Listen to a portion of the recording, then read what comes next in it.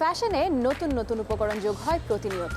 তবে ফ্যাশনে দেশীয় উপকরণের ব্যবহার করতে পারলে আমাদের সবারই ভালো লাগে। সুখবর হলো ফ্যাশন উপকরণে ধীরে ধীরে কদর বাড়ছে পাটের।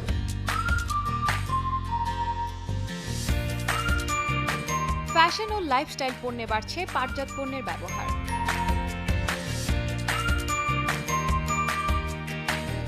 Showpiece, shopping bag, handbag, table mat, floor mat, গহনা, স্যান্ডেল, সোফা ও কুশন কভার, শতরঞ্জি সহ বিভিন্ন পণ্য এখন বানানো হচ্ছে পাট দিয়ে।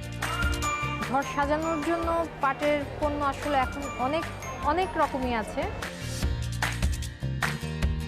প্রথমে আমি ছিকা থেকে আসি। ছিকা যেটা আমাদের অনেক ট্র্যাডিশনাল জিনিস।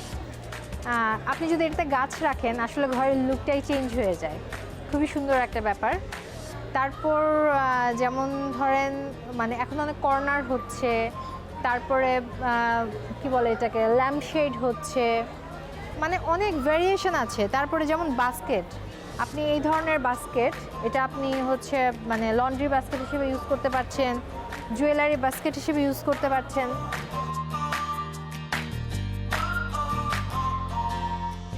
এগুলো সবই আসলে পাটের, মানে এখন এত বেশি ভেরিয়েশন আসছে।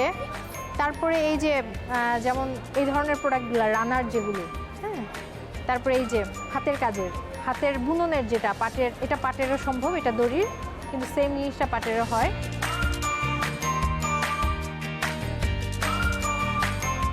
এসব উপকরণগুলো একসাথে বেশ মানসম্মত এবং রুচিসম্মত, তাই এইসব পণ্যের ব্যবহারে মানুষের আগ্রহ বাড়ছে দিন দিন।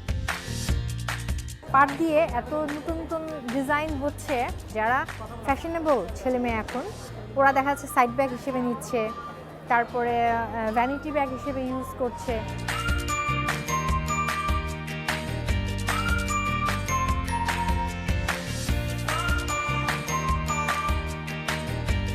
লেদার এই ডিজাইনগুলো এখন অনেক কনভার্ট হয়ে পাটে চলে আসছে। আসলে এটা অনেক লুক্রেটিভ, অনেক ফ্যাশনেবল এখন। তো আমার মনে হয় যে প্রত্যেকেরই উচিত, যেহেতু এটা আমাদের একদম দেশীয় পণ্য, সবার এটা ইউজ করা উচিত।